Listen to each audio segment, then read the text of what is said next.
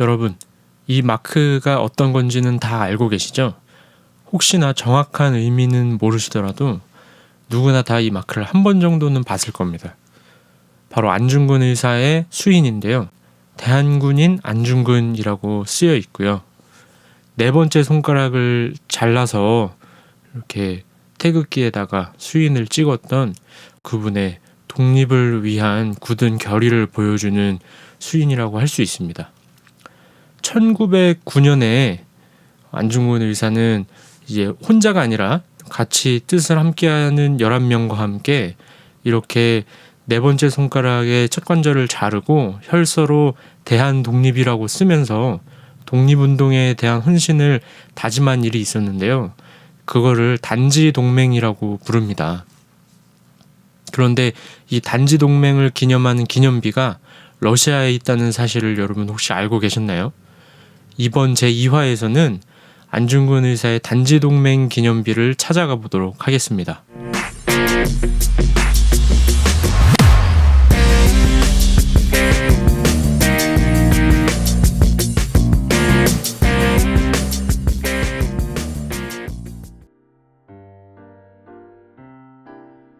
자, 먼저 단지동맹 기념비가 어디에 있는지를 설명을 할게요.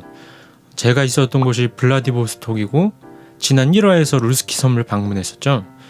그 아래쪽으로 가면 크라스키노라는 지방이 있습니다. 이곳이 러시아와 중국과 북한의 국경이 마주보고 있는 그런 곳인데, 물론 국경 지역은 조금 더 내려가는 핫산이라는 마을까지 가야 되지만 그곳은 군사지역이라서 사전에 허가가 필요해서 제가 들어가 보지 못했고요.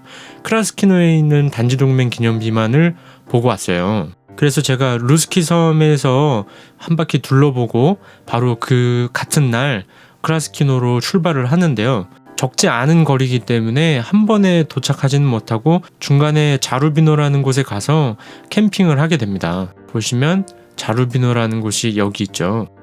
사진을 한번 보겠습니다. 블라디보스톡을 떠나서 이렇게 자루비노로 가는 길은 횡단열차가 지나가는 코스랑도 맞닿아 있어요. 지금 이렇게 열차가 지나가는 길을 따라가다가 열차가 지나가는 것을 보고 찍었는데, 이거는 횡단열차는 아니고 화물열차겠죠. 러시아에서는 이렇게 열차를 통해서 화물이 이동하는 것이 굉장히 큰 사업이라고 합니다. 블라디보스톡이 그래도 나름 굉장히 규모 있는 도시였던 반면에 빠져나오자마자 굉장히 주변이 한적한 시골 마을로 변합니다. 아주 대자연이 펼쳐지는데, 저는 개인적으로 군 생활하던 대관령 평창 지역이 자꾸 생각나서 내가 도대체 지금 외국에 나와 있는 것인가 아니면 평창 지역을 드라이브 하는 것인가 그런 생각이 들더라고요.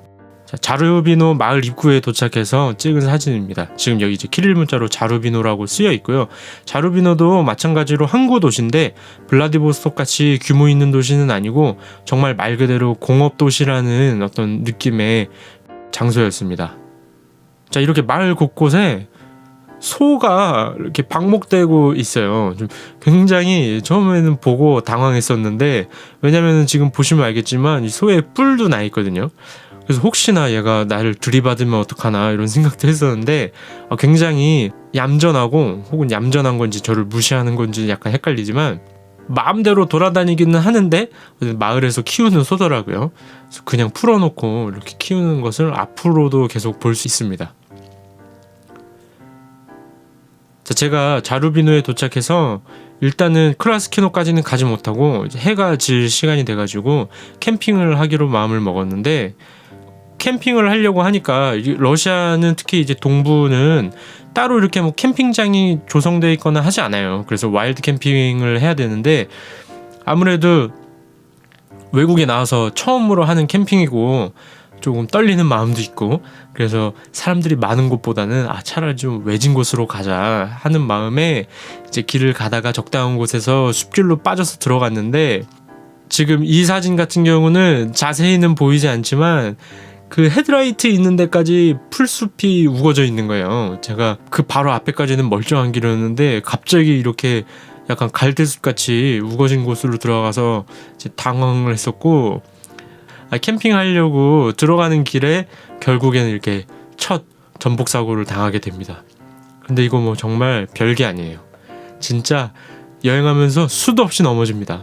이 오토바이 자체는 그렇게 무거운 게 아닌데도 불구하고 뒤에 짐이 많다 보니까 무게 중심을 잡기가 어려워가지고 정말 이런 홈로를 탈 때마다 계속 넘어지는데, 이게 이제 그 모든 넘어짐의 처음이라고 할 수 있습니다. 처음은 항상 중요하죠. 어쨌든 우여곡절 끝에 이렇게 스팟을 잡아서 텐트를 쳤는데 문제가 있었어요. 크게 두 가지 문제가 있었는데, 하나는 모기가 너무 많다는 거예요. 이제 여름이기도 하고 이렇게 풀숲으로 들어오니까 장난 아닌 거예요. 진짜 잠시도 제가 여기 서 있을 수가 없어가지고 사실은 이날 밥도 못 해 먹고 그냥 막 정리가 되자마자 텐트 안으로 들어가가지고 텐트 안에서도 모기 한 10마리 잡고 이렇게 잠들었던 기억이 납니다. 모기에 대해서는 제가 미처 생각을 못한 거죠. 이제 대비를 하지 못하고 가가지고 완전히 속수무책으로 당하게 되고, 굉장히 이제 두려운 마음을 갖게 됐어요. 앞으로도 캠핑을 좀 많이 해야 되는데 이 모기떼를 어떻게 해야 되나. 그리고 제가 문제가 두 가지라 그랬잖아요. 두 번째 문제는 뭐냐면, 지금 이 사진에서는 보이지 않는데 충격적이게도 저 숲을 너머로 뭐가 있었냐면은, 아까 열차 기억나시죠? 이렇게 열차길이 있는 거예요. 바로 옆에.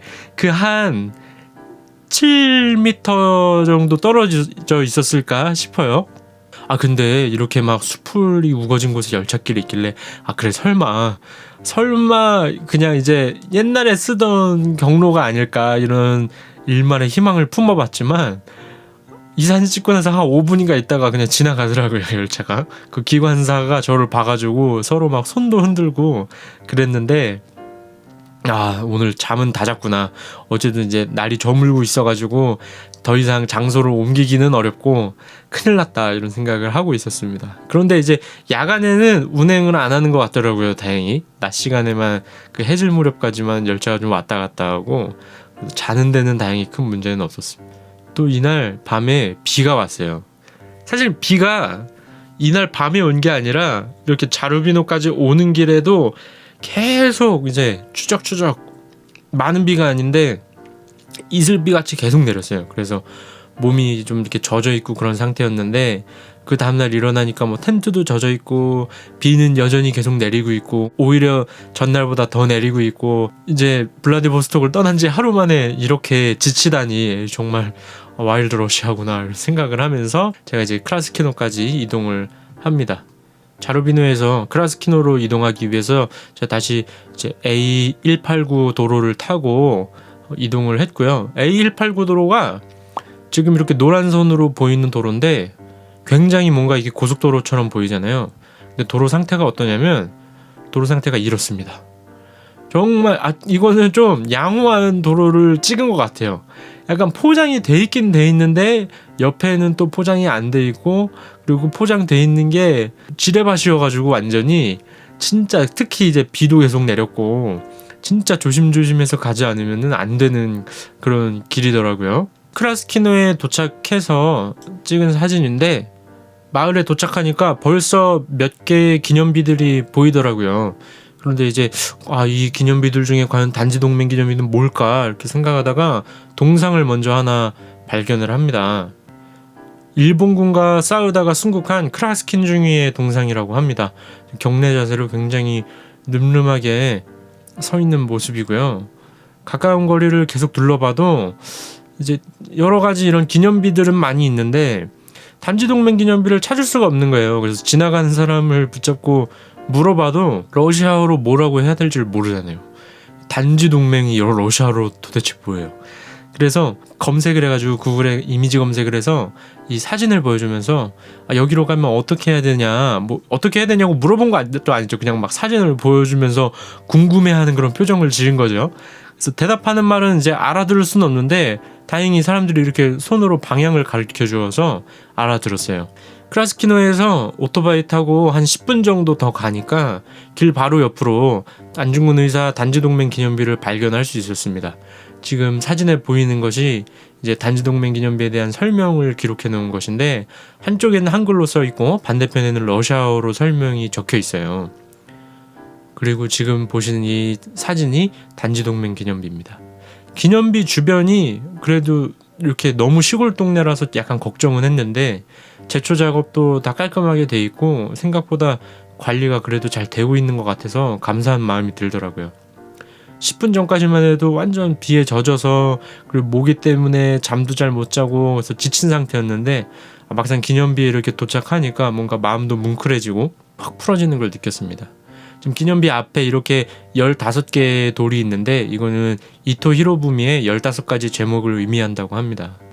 이제 보면은 기념비에 아까 처음에 봤던 안중근 의사 수인이 찍혀 있지요. 저는 이 마크를 위국헌신 군인본분이라는 말이랑 같이 기억을 하는데요. 나라를 위해서 몸을 바치는 것이 군인의 본분이다 라는 말이죠. 또 그런 다짐을 하면서 이 11명과 같이, 그러니까 총 12명의 사람이 손가락을 자르면서까지 어떤 굳은 결의를 다짐했을 때 그런 마음 자세가 어떠했을까를 좀 되돌아보게 됩니다. 보면은 1909년에 3월 5일경에 12사람이 모이다라고 쓰여 있습니다. 그리고 바로 건너편 돌에 글자가 조금 지워졌죠. 그런데 이 기념비를 세운 날짜를 써놓은 거예요. 2011년 8월 4일 102년이 지나 오늘 12인을 기억하다. 기념비까지 왔으니까 제가 이렇게 인증샷도 찍었는데 여러분 혹시 제가 이렇게 배에서 찍었던 사진이라든가 기억하시나요? 1화에 지금 일주일도 안 지난 건데 완전 페인이 됐고 여기 이거 얼굴에 막 모기 물린 거 혹시 보이시나요? 근데 이게 3일에 걸쳐서 이렇게 된 게 아니라 지난 하룻밤의 캠핑 때문에 이렇게 됐다는 거. 진짜 얼굴이 완전히 피곤에 쪄져 들어가지고 있는 모습입니다. 제가 태극기도 가지고 가서 이렇게 태극기를 들고서도 한 장 사진을 남겼고요.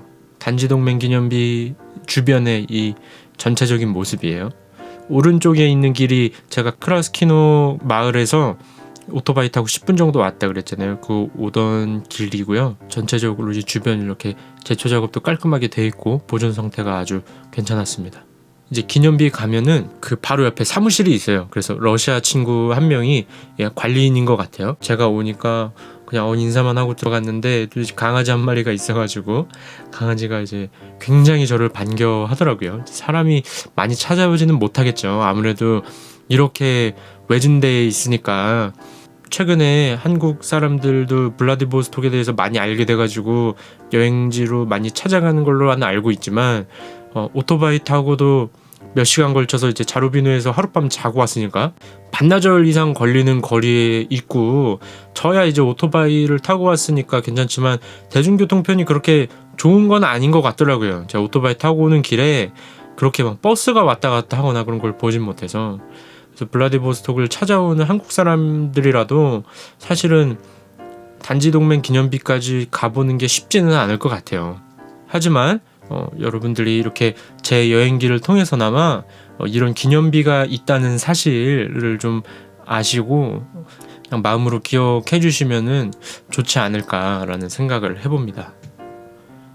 이렇게 단지동맹 기념비도 살펴보고 제가 이제 다시 블라디보스톡 있는 곳을 지나서 이제 위쪽으로 그러니까 중국을 뺑 돌아서 러시아를 횡단하려고 이렇게 위로 올라갑니다. 그래서 크라스키노에서 블라디보스톡을 옆으로 하고 우스리스크, 스파크니달리, 탈네레첸스크, 그다음에 하바롭스크까지 이렇게 이동을 하려고 계획을 하고 이제 출발을 하고요. 이거는 마지막에 이제 출발하기 전에 자루비노 쪽을 다시 지나치면서 찍은 사진인데 탱크가 저렇게 서 있더라고요. 그래서 굉장히 또 보니까 옛날 전차인데 신기해서 그냥 한번 찍어봤습니다. 이 옆에 러시아어로 뭐라고 써 있는 걸까요? 혹시 아시는 분들은 좀 알려주시면 좋을 것 같아요. 제가 하바롭스크를 향해서 가면서 그냥 이렇게 길에서 앉아서 커피 끓여 먹고 있는 모습입니다. 부탄가스에서 이 파란 의자가 파란 벤치가 여기가 이제 버스 정류장이에요. 그래서 버스 정류장이 있다는 거는 버스가 다니긴 다닌다는 건데 별로 그렇게 버스가 다니는 걸 보지는 못했어요. 러시아 이 블라디보스톡 모스크바 고속도로를 계속 타고 가면서도 트럭이 화물 트럭이 다니는 건 많이 봤어도 버스가 다니는 건 거의 보지는 못한 것 같아요. 지금 이 부탄가스가 메가맥스라고 돼 있는데 러시아 블라디보스토크 슈퍼에서 산 거거든요. 근데 앞에는 메가맥스인데 그 뒤에 부탄이라고 써 있어요. 한국어로. 굉장히 신기했습니다. 자, 이렇게 2부 단지동맹 기념비를 다녀온 이야기도 여기까지 좀 마치도록 하겠습니다. 제가 약간 1화도 그렇고 2화에까지 좀 두서없이 이야기를 하고 있는데 들어주시는 분들이 좀 재미가 있는지는 모르겠네요. 근데 저도 그냥 개인 기록이라는 의미도 가지고 있고 이렇게 하고 있고, 그래도 프롤로그부터 이렇게 일주일에 한 편씩 하자 마음 정한 거를 이제 3주째까지는 이제 잘 해나가고 있는데, 혹시나 제 이야기가 계속되는 것이 좀 궁금하신 분들은 구독 버튼을 눌러주셔서 알람을 받아보실 수 있고요. 토요일 저녁에 항상 이렇게 업로드를 하려고 하고 있습니다. 그럼 여러분 제 3화에서 뵙도록 하겠습니다.